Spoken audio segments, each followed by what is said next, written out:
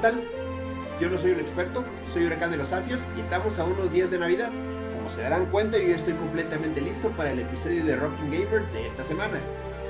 Ah, Navidad.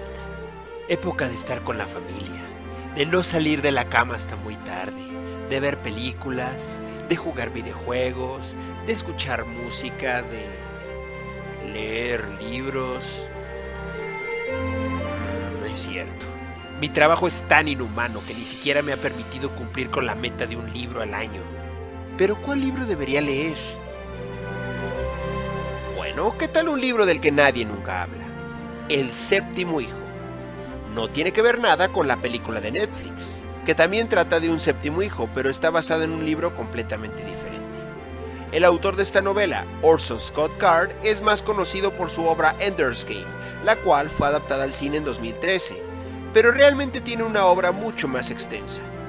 De El séptimo hijo casi no se puede encontrar nada, lo cual es raro tomando en cuenta que ganó varios premios del mundo de la literatura, incluyendo el premio Locus, Mythopoeic y Grand Prix de l'Imaginaire. Incluso en Wikipedia el artículo dedicado al libro es minúsculo.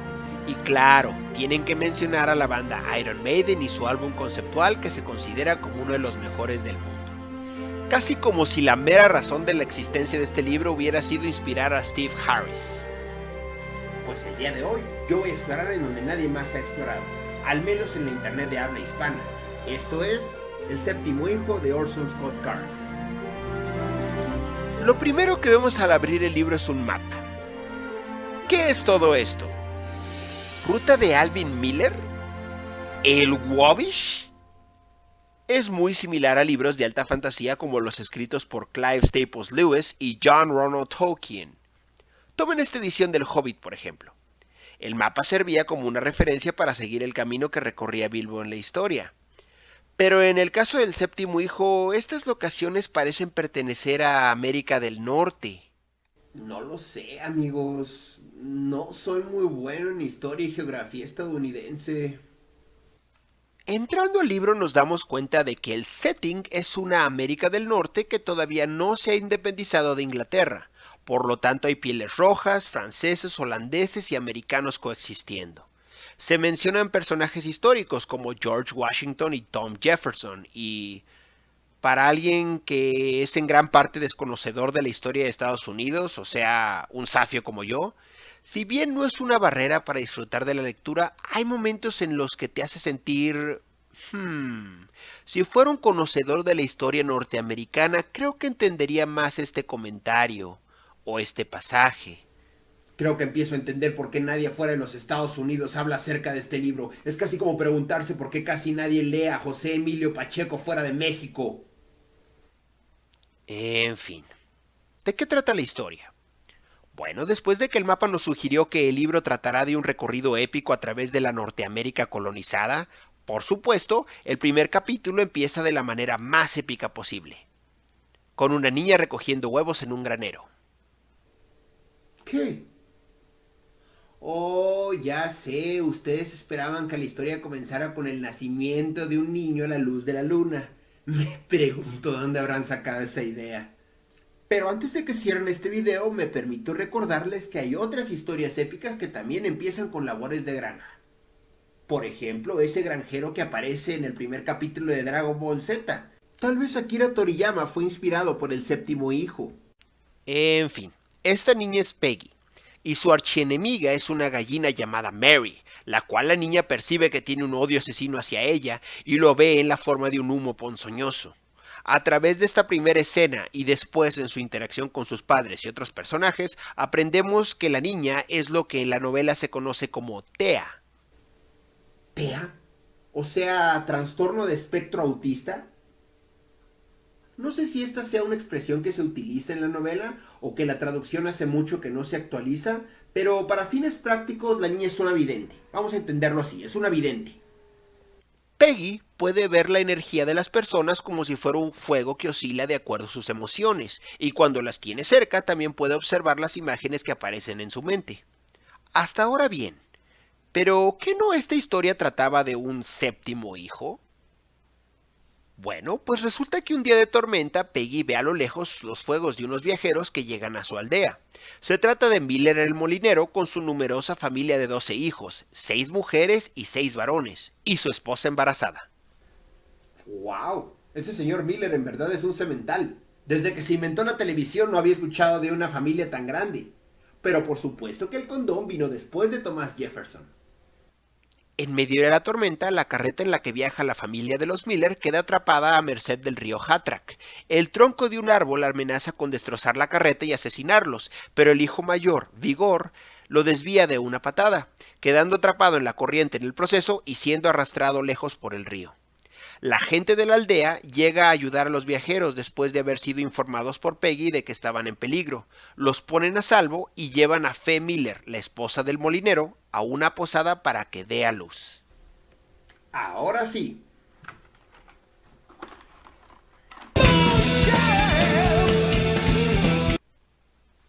Por azares del destino, la posada es administrada por los papás de Peggy, y a Peggy la usan como máquina de ultrasonido para saber si el niño viene en buena posición para el parto. Pero ella les avisa aún otra cosa, que el hijo mayor de los Miller, a quien se llevó al río, sigue con vida. A estas alturas del partido ya todos se enteraron de que el niño que está por nacer es un séptimo hijo y que su padre es también un séptimo hijo.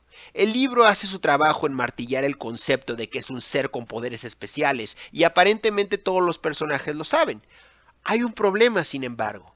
El hijo mayor está por morir. Si muere antes de que el menor nazca, ya no va a ser el séptimo hijo, sino el sexto.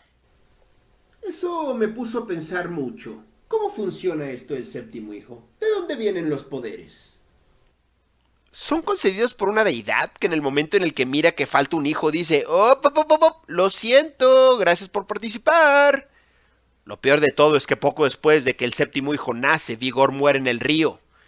Entonces es una transacción irreversible. Como ya afirmó Dios que te iba a dar tus poderes, ¿ya no hay devoluciones? De una manera u otra, Peggy es deslumbrada por todos los posibles futuros que tiene el niño. En mi destino veo brillar mil futuros. Cuando sale del vientre de su madre, el niño tiene la cara obstruida por una membrana que Peggy le quita. Esto le permite respirar y dar el primer llanto de su vida. Somos trasladados a 7 años en el futuro. El niño, a quien le pusieron el nombre de su padre, Alvin. ¡Ah! ¡No! ¡No! ¡Ese Alvin no! ¿Por qué le tenías que poner así a tu personaje, Orson Scott Card? Estás estableciendo un ambiente de misterio con toda esta construcción de un ser con poderes místicos que todos conocen pero nadie entiende del todo. ¿Y le pones a tu protagonista el nombre de una maldita ardilla de voz chillona? El show de Alvin y las ardillas ya existía cuando escribiste este libro, Orson Scott Card. Debiste haber pensado en otro nombre, Orson. Debiste haber pensado en otro. Hablando de esto, parece que el autor no es precisamente bueno para pensar en nombres creativos. Ya les mencioné que el hermano que murió en el río se llamaba Vigor, pero ¿saben cómo se llaman los otros hermanos mayores de Alvin?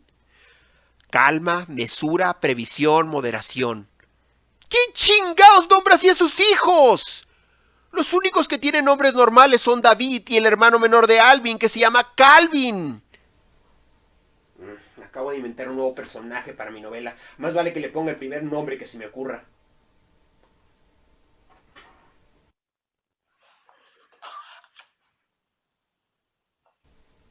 Perfecto.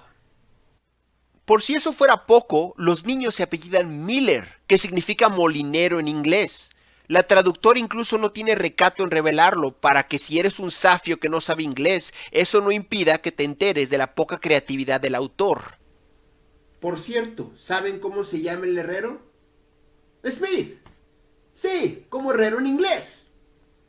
Eso es más que suficiente. ¿Sabes algo, Orson Scott Card? Si tú no muestras creatividad para nombrar a tus personajes, entonces yo tampoco voy a tener creatividad al retratarlos en este video. Así que voy a buscar como representación de tu protagonista la única cosa que me aparece cuando busco su nombre en Google. En fin, como estaba diciendo, han pasado 7 años.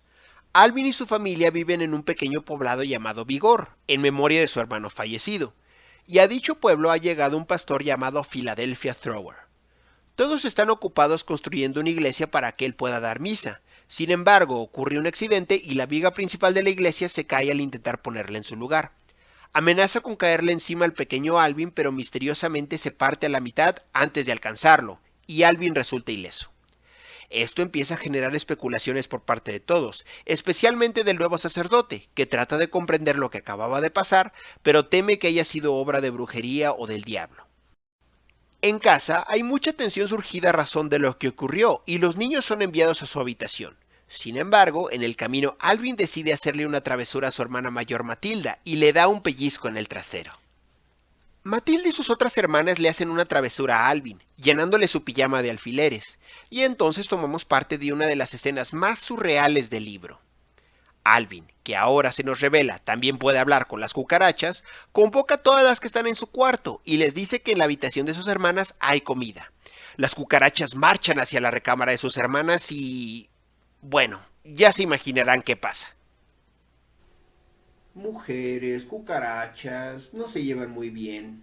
Aprendí eso a la mala.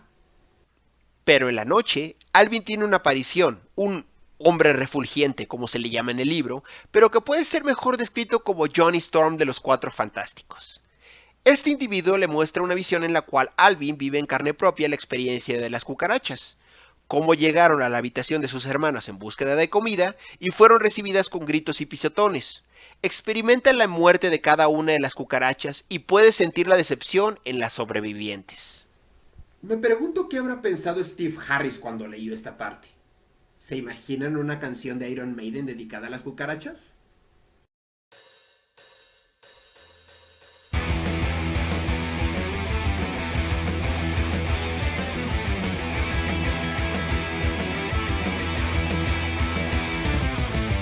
Yo solo era una cucaracha que quería buscar comida, pero me encontré con los gritos de mis mujeres.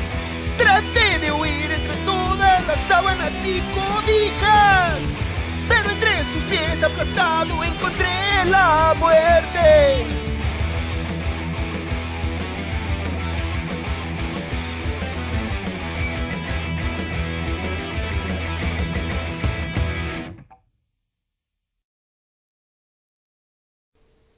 No, creo que no funcionaría. Continuemos. Alvin le promete que no va a volver a usar sus poderes en su propio beneficio, y esto de alguna manera hace que el hombre refulgente pierda sus llamas y revele que realmente no era Johnny Storm, sino un piel roja tuerto que se llama Loya Wosiki. Al día siguiente, Alvin Miller y su padre comienzan a construir juntos un altar para la iglesia del reverendo Thrower, quien mientras tanto va a visitar a un ambicioso comerciante llamado Soldado de Dios. ¿Soldado de Dios? ¡Soldado de...! No me malinterpreten. Soy creyente. ¿Pero quién chingao se llama Soldado de Dios fuera del contexto de la Biblia? Así que voy a llamar a este personaje por su apellido, Weaver, lo cual el libro casi no hace por alguna razón. Así que Thrower y Weaver se llevan muy bien porque comparten el deseo de que la aldea crezca. Thrower quiere predicar la palabra de Dios a cada vez más personas, y Weaver aspira a convertirse en alcalde cuando el pueblo crezca. Algo importante que mencionar es que Weaver está casado con Eleanor, la hermana mayor de Alvin.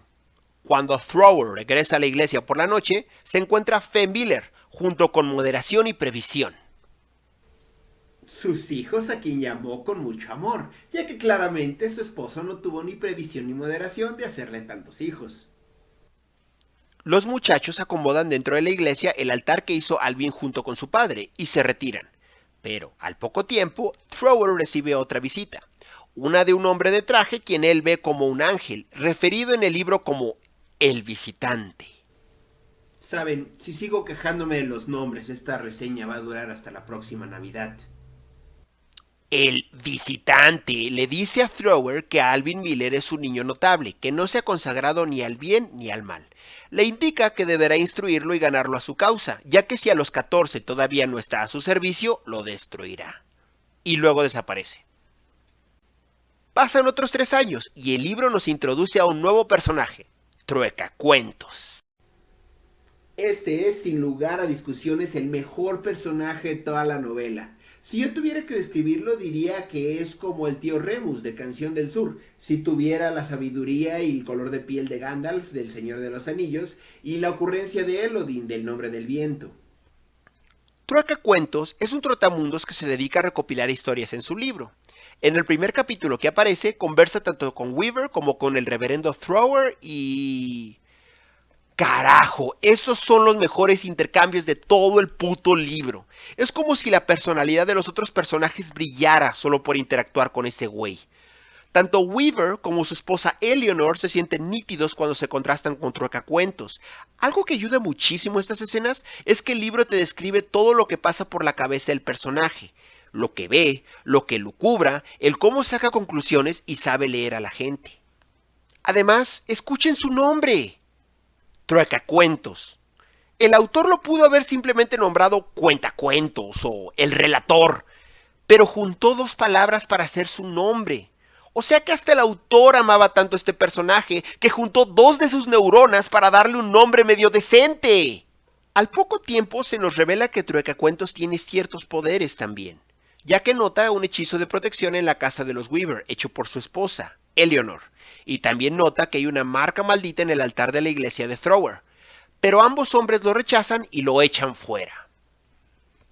Finalmente, Truecacuentos llega a la casa de los Miller, donde lo acogen. Trabaja para ellos una temporada a cambio de comida y albergue, y en el proceso empieza a generar buenos lazos con los hijos. Alvin en particular se siente muy interesado porque Truecacuentos conoce a Benjamin Franklin, quien en la novela es un... ¿hacedor? Ok, voy a ser bien sincero, esta parte de la historia no me queda del todo clara. Por lo que entiendo, todos ven a Franklin como una especie de mago, supongo que porque pudo domar la electricidad. Pero en los diálogos que aparecen en los recuerdos de Truecacuentos, él claramente menciona que no es tal. No todo es felicidad para Alvin, sin embargo, ya que es acosado por visiones de una extraña materia oscura que parece consumir todo lo que se le atraviesa, similar al antagonista de la historia Sin Fin 2.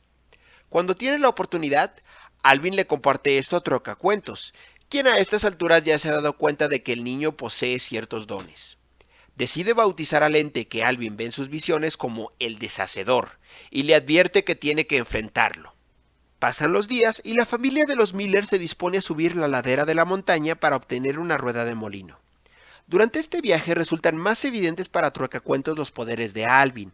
Por ejemplo, nota cómo cuando hace nudos en una soga para juntar una serie de troncos, como por arte de magia la soga muerde la madera, afianzándose más a ella.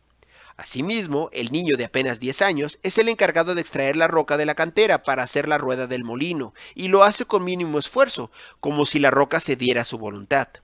Esto lo prueba Truecacuentos al tratar de él picar la piedra en vano, mientras que el niño lo logra golpeando en el mismo punto que él lo intentó. En un momento que tiene con él a solas, el padre de Alvin le confiesa a Truecacuentos sus temores. Le dice que él ve al agua como enemigo, y comparte las incontables veces que Alvin ha estado a punto de morir a manos del agua de diversas maneras, empezando por aquel día de su alumbramiento en el río Hattrak. Ambos admiten que no saben si es un agua mala que está tratando de eliminar a un niño bueno o un agua buena que está tratando de destruir un poder maligno. De manera indirecta, también le revela a Truecacuentos que él ha tenido impulsos de matar a su propio hijo y que se siente culpable. Truecacuentos entonces le sugiere que lo envíe lejos para mantenerlo a salvo. La familia logra llevar la rueda hasta el molino, pero en el último momento ocurre un accidente. Alvin cae y la rueda amenaza con aplastarlo. Pero pasa lo mismo que con la viga en la iglesia. Esta empieza a dividirse por la mitad. Sin embargo, esta vez el niño grita y aparentemente hace que la rueda se vuelva a unir. Truecacuentos logra jalar al niño, pero la rueda le aplasta la pierna. La gravedad de la herida hace que Alvin tenga un pronóstico no muy alentador. Muy seguramente tendrán que cercenarle la pierna para evitar que se gangrene. Pero Truecacuentos, que ya intuye cuál es el poder del niño, le susurra mientras está semi-inconsciente que se cure a sí mismo usando sus poderes.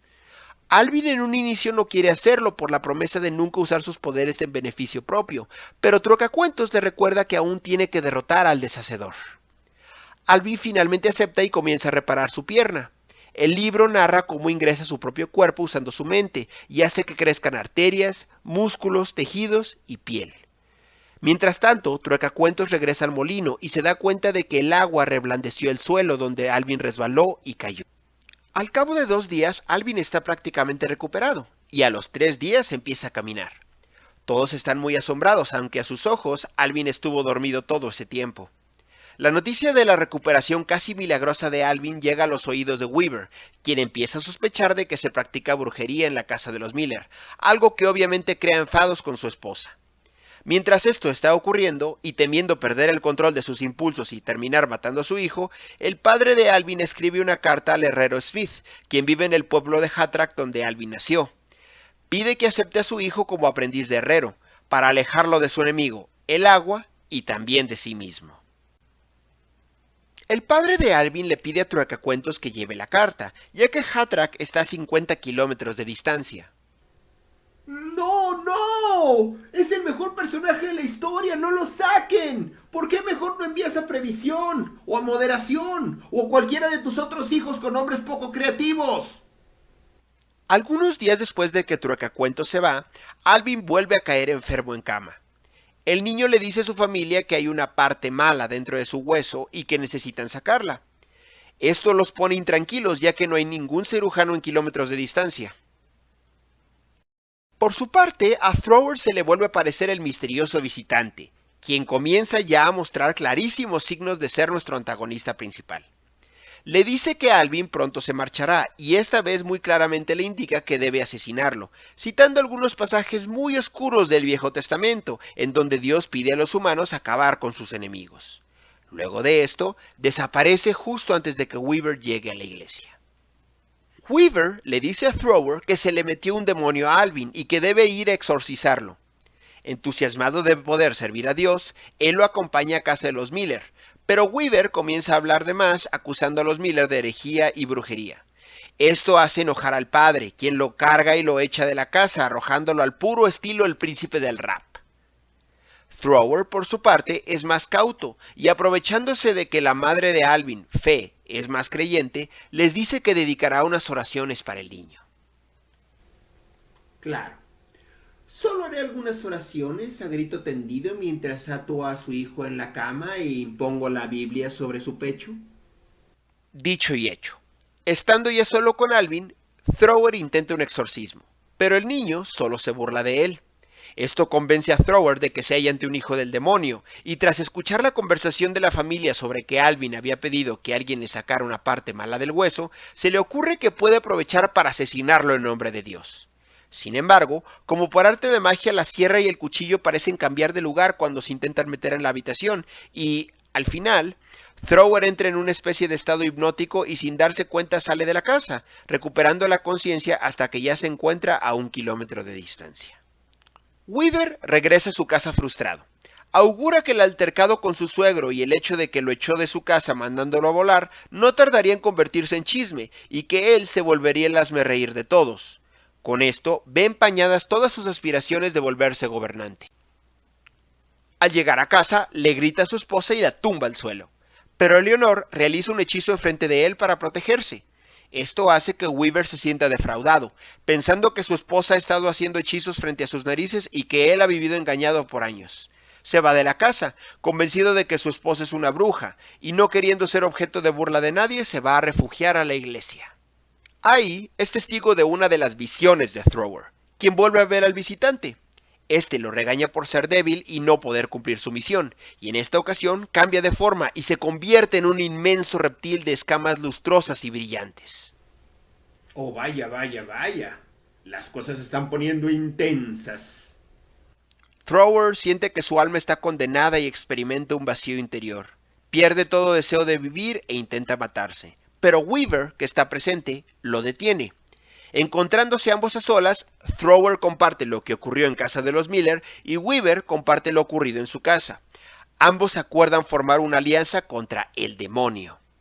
Truecacuentos llega a Hatrack y le entrega la carta a Smith el herrero, quien acepta recibir a Alvin como aprendiz. Estando en el pueblo, Truecacuentos también se cruza con Peggy, con quien comenzó la historia y se revela que ella ha estado cuidando de Alvin todos estos años. Fue quien lo rescató de la viga en la iglesia y también de la rueda de molino. Le dice a Truecacuentos que ve miles de futuros enfrente de Alvin. En mi destino veo brillar mi futuro. Pero que tendrá muchos enemigos, y juntos hacen la promesa de que harán todo lo que esté en sus manos para protegerlo. Finalmente, el libro termina con una escena en la que Alvin y su padre están trabajando en el molino hombro a hombro, ambos deseando que aquello dure por siempre, pero sabiendo que no va a durar mucho. Y eso fue El séptimo hijo por Orson Scott Card. En conclusión, No puedo decir que es la mejor novela que he leído, ni tampoco la más creativa. Pero si solo quieres una buena lectura para estas fechas, no tendría razón para no recomendar este libro. Me gusta el cómo critica de manera indirecta la religión a través de Thrower, pero nunca llega a desmentir la existencia de Dios. Incluso el mismo personaje del visitante aparenta ser una encarnación de Lucifer. Más bien es esta idea dialéctica de que sí existen poderes, sí existen hechizos y conjuros, sí existen cosas en este mundo que muchas personas católicas no quieren aceptar. Realmente me puso a pensar cuánto de todo esto bien sigue existiendo en nuestras fechas en la forma de brujos y chamanes. Me sorprende que haya tantos antagonistas, de hecho. Además del visitante, está la alianza que ahora han formado Thrower y Weaver, el llamado deshacedor y el agua que siempre ha estado tratando de matar a Alvin. Me resulta curioso que sea el agua el peligro a temer, cuando tantas otras veces lo hemos visto como un elemento benevolente. Al principio de la historia hay una conversación que sostiene Peggy con su abuelo, en la que éste sugiere que los 4 elementos están forcejeando por sobresalir entre ellos. Y ahora que Alvin se convertirá en aprendiz de herrero, de cierta forma es como un avatar que aprenderá el control del elemento tierra, aunque más sutil. El único pero que le pongo a este libro es, como ya lo he mencionado, los nombres tan poco creativos y el obstáculo que podría suponer no saber historia de los Estados Unidos. El libro es el primero en la llamada saga de Alvin Maker, que consiste de 6 libros, pero obviamente mi estúpido trabajo no me va a dar tiempo de leer los 6 libros, así que por el momento me quedaré hasta aquí. espero que hayan disfrutado mucho el video.